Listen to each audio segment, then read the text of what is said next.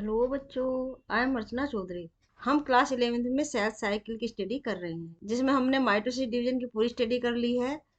और आज से हम शुरू करेंगे मियोसिस।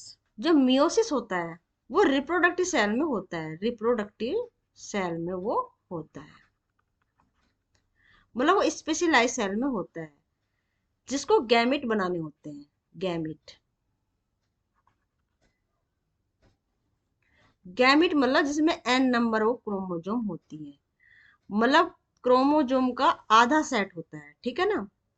जबकि जो माइटोसिस में हमने पढ़ा था उसमें क्रोमोसोम की संख्या सेम बनी रहती है, मतलब जितनी पेरेंट्स में है उतनी ऑफस्प्रिंग में है। लेकिन मियोसिस में, मियोन मतलब कम करना, मियोसिस में वो संख्या आधी रह जाती है, मतलब हैप्लॉइड हो जाती है। और ये सिर्फ रिप्रोडक्टिव सेल में ही देखने को मिलता है। जो मियोसिस होता है ना, एक्चुअल में बहुत ही इंपॉर्टेंट होता है। वेरिएशन क्रिएट जो होती है ना, वो मियोसिस की वजह से ही होती है। जबकि जो एक म्यूटेशन सुना होगा आपने, म्यूटेशन, म्यूटेशन, म्यूटेशन मतलब सडन चेंज। अगर जीन्स में कोई सडन चेंज आता है तो उसे म्यूटेशन बोलते हैं। उसकी वजह से एक करेक्टर, एक नया करेक्टर बनता है, ठीक है। जबकि जो मियोसिस होता है ना, उसमें धीरे धीरे वेरिएशन आती है। जैसे पेरेंट्स से जो ऑफस्प्रिंग होते हैं ना, वो सेम नहीं होते हैं ना पेरेंट के। थोड़ी सी उसमें विभिन्नता होती है, थोड़ी सी उसमें वेरिएशंस होती हैं। और ये धीरे धीरे वेरिएशन कलेक्ट होके एक नई स्पीशीज तक बना लेती हैं, ठीक है। और ये वेरिएशन है, ये बहुत ज्यादा जरूरी होती हैं। बदलते हुए एनवायरमेंट एडेप्टेशन के लिए बहुत ज्यादा जरूरी होती है। The production of offspring by sexual reproduction included the fusion of two gamete, है ना। मतलब टू गैमेट का फ्यूजन जब होता है एन नंबर ऑफ क्रोमोजोम, जब इनमें फर्टिलाइजेशन होता है तो टू एन नंबर क्रोमोजोम का जाइगोट बनता है। जाइगोट, ठीक है ना। मतलब फर्टिलाइजेशन के बाद, फर्टिलाइजेशन के बाद जो म्योसिस डिवीजन है उसकी वजह से तो क्रोमोजोम हैप्लॉइड हो जाते हैं। लेकिन फर्टिलाइजेशन की वजह से वो क्रोमोजोम दोबारा से डिप्लॉइड हो जाते हैं। इसका अपना एक बहुत ज्यादा सिग्निफिकेंस है। अगर ये म्योसिस ना हो तो जो 12 नंबर क्रोमोजोम है ना पेरेंट्स में, एक मदर से और एक फादर से, जब इसे फर्टिलाइजेशन होगा तो 4n नंबर क्रोमोजोम हो जाएंगे, ठीक है ना। उसके बाद जब इसमें फर्टिलाइजेशन होगा तो 8n नंबर क्रोमोजोम हो जाएंगे। तो इस तरह से तो क्रोमोजोम की संख्या बढ़ती चली जाएगी, है ना। मतलब अगर यहाँ 4 है, यहाँ पे 4 है, तो जो फ्यूजन होगा ना तो 8 हो जाएंगे।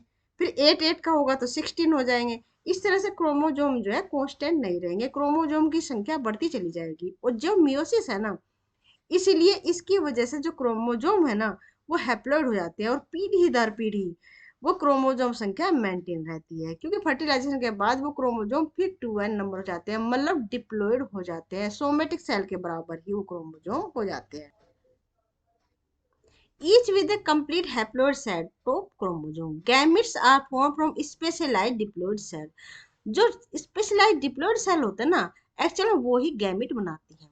हमने माइटोसिस में पढ़ा था इंटरफेज। इंटरफेज, इंटरफेज में हमने जो स्टेज देखी थी वो देखी थी G1S और G2 फेज। जो S1 फेज है ना, उसमें सिंथेसिस हो रहा था डीएनए का, मतलब डीएनए का डुप्लीकेशन हो रहा था।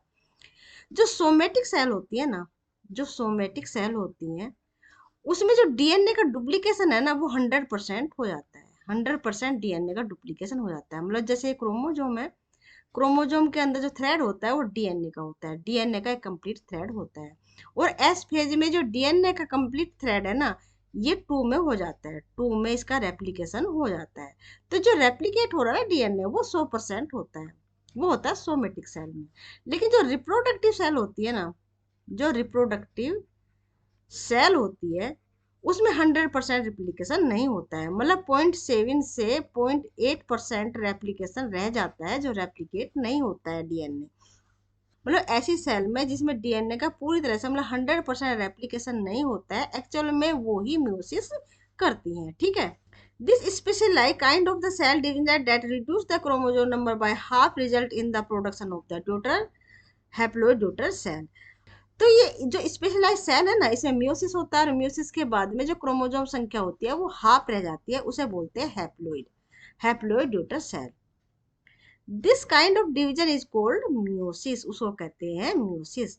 Meiosis ensure the production of the haploid phase in the life cycle of sexual reproduction.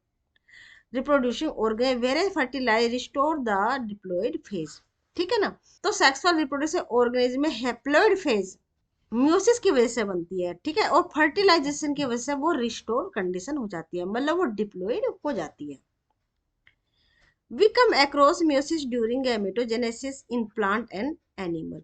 Gamete के बनने की प्रोसेस को गैमिटोजेनेसिस कहते हैं। Gametogenesis, gamete plus genesis, genesis मतलब ओरिजिन होना, ठीक है ना, in plant and animal. This lead to formation of haploid gamete. जो एन नंबर क्रोमोजोम होते हैं ना सेल में, उसको कहते हैं gamete, gamete. The key feature of meiosis are as follows. Meiosis involves two equational cycle of nuclear and cell division called meiosis first and meiosis second. जो meiosis division है ना, वो दो स्टेज में होता है। एक को कहते हैं meiosis फर्स्ट और एक को कहते हैं meiosis सेकंड, ठीक है ना। जो meiosis सेकंड होती है वो बिल्कुल मेटाफेज के जैसी होती है, लेकिन जो meiosis फर्स्ट है, जो meiosis फर्स्ट है, इसमें क्रोमोजोम की संख्या हाफ रह जाती है, ठीक है ना, ऐसे होता है। जैसे ये सेल है, ठीक है, और ये इक्वेटर है, ये इक्वेटर है, ये क्रोमोजोम है, ठीक है ना, ये है इक्वेटर, ऐसे, ये है इक्वेटर। तो देखो इक्वेटर जो है ना, होमोलोगस क्रोमोजोम के बीच से गुजर जाता है। होमोलोगस मतलब एक तो फादर से आता है क्रोमोजोम और एक मदर से, जो स्ट्रक्चरली सेम होते हैं। लोगस मीन्स होता है प्लेस, लोगस, लोगस मीन्स होता है प्लेस, और होमो मीन्स होता है समान, सिमिलर, ठीक है ना, सिमिलर मतलब एक समान जीन का समान स्थान पे होना, ठीक है ना, उसको कहते हैं होमोलोगस। तो एक क्रोमोजोम फादर से और एक क्रोमोजोम मदर से, ये दोनों इक्वेटर से अलग अलग होते हैं, इक्वेटर बीच से होकर गुजर जाता है और स्पंडल इनको दोनों अपोजिट पोल की तरफ खींचते हैं, ठीक है ना। मतलब इसमें जो सेंट्रोमियर है ना, वो स्प्लिट नहीं होती है, ठीक है ना, क्रोमोजोम अलग अलग चल जाते हैं ना, और ये दो सेल में डिवाइड हो जाते हैं, मतलब आधे क्रोमोजोम इधर और आधे इधर। मान लीजिए दो क्रोमोजोम है तो एक तो इस पोल पे आ गया और एक दूसरे पोल पे आ गया, मतलब हाफ हाफ हो गए ना, है ना। तो इसमें क्रोमोजोम आधे रह जाते हैं, ठीक है ना, इसको कहते हैं मियोसिस फर्स्ट। लेकिन मियोसिस सेकंड बिल्कुल मेटाफेज जैसी ही होती है, ठीक है ना। उसमें सेंट्रोमियर का डिवीजन होता है, मतलब उसमें डीएनए स्पिल्ट हो जाता है। जो रेप्लिकेशन हुआ ना डीएनए का एस फेज में, वो स्पिल्ट हो जाता है सेंट्रोमियर से और चार सेल उसमें बन जाती है, चार सेल उसमें बन जाती है, ठीक है ना, इस तरह से।